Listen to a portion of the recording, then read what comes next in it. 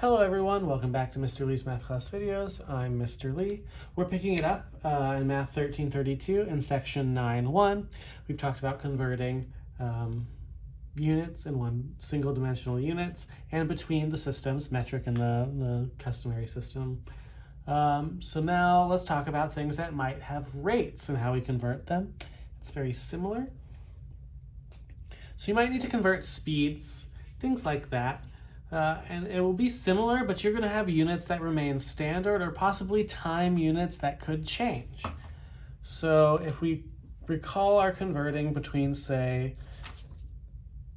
miles and kilometers on the previous page, just to show it, we know that 1 mile is 1.6 kilometers. So let's say we're trying to figure out how many if you have 75 kilometers per hour, how fast are you going in miles per hour? I again like to write this the same way.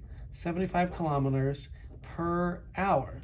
So this is, I was writing over 1 previously, but now we have another unit because we're taking a ratio and we're converting it. But the strategy is still the same because I still need to cancel out kilometers and convert it to miles. We know there's approximately 1.6 kilometers per 1 mile. And then you'll notice when I cancel kilometers, I'll have miles and then per hour because hour will still be in my denominator. So all I have to do is take 75 and divide it by that 1.6. So it's approximately 46.88 miles per hour. So strategically, it's really the same, but it is worth noting that how we convert units matter. Now, are there situations where you might have to convert, say, miles to kilometers? Yes. Might you have to convert the time? The answer is yes, and it's really about knowing how many, say, seconds are in an hour or seconds are in a minute, etc. So let's look at D, and I'll leave the others for you to do. 37 feet per second. I need to know how many kilometers per hour this is. Well, there's a lot of converting to do here.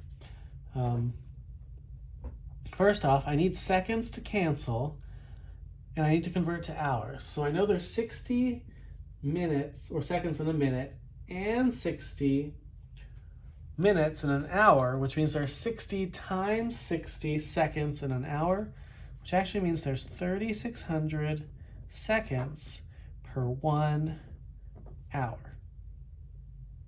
That will allow me to get to per hour instead of per second. Now that's one half of my problem. The other half of the problem is to turn feet into kilometers. Now, furthermore, I'm going to go to miles first.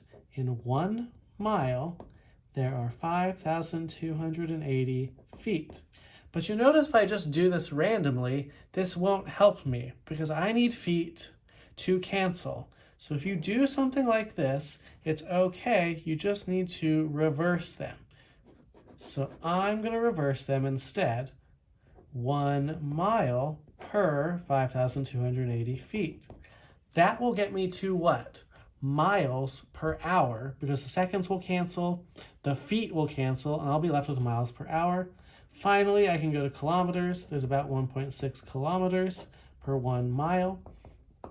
So this is one of the reasons you have to pay really close attention to the orientation of your fraction when you are converting, because otherwise you may have an opportunity to mess things up, which is less than ideal.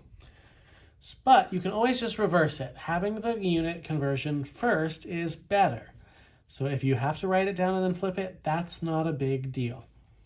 So in our numerator, we'll have 37 times 3,600 times 1 times 1.6, and in our denominator, we've got 1 times 5,280 times 1 again.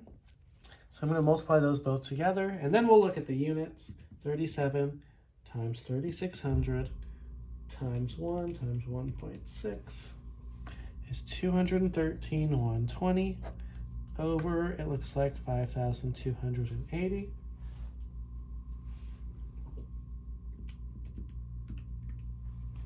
Which is about 40.36.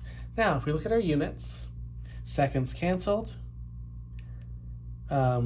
feet canceled between these two. Miles canceled between these two. So we're only left with kilometers in the numerator because feet, seconds, and miles canceled. In the denominator, we said seconds canceled, feet canceled, and mile canceled, so we're left with hours. So this does leave us in kilometers per hour, which is exactly where we wanted to be. So as you can see, these can get somewhat complicated, so you do have to be a little bit careful. As long as you get the orientation of the fraction correctly, your math will work out, and you'll know because you can check the units, and the units will work out as well.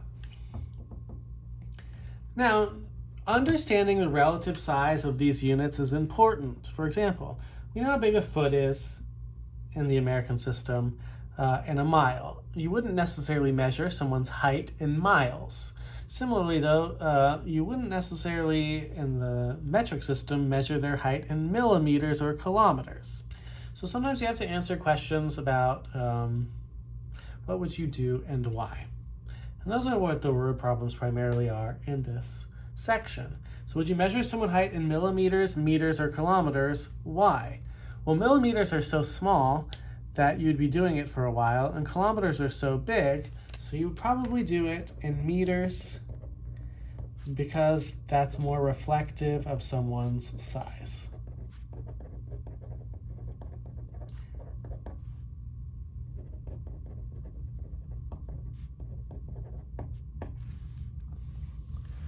So it's about picking the units and understanding. So millimeters are tiny. As a reference, there are 25.4 roughly millimeters in an inch. So it would be a very large number. Also, you can answer questions like, what is most likely to be the length of the pencil? 8 inches, 8 feet, or 8 miles? I don't know about you, but I've never seen an 8-foot long pencil. I can't even fathom an 8-mile long pencil. So chances are 8 inches is the most likely length for a pencil. And this is really all of 9.1.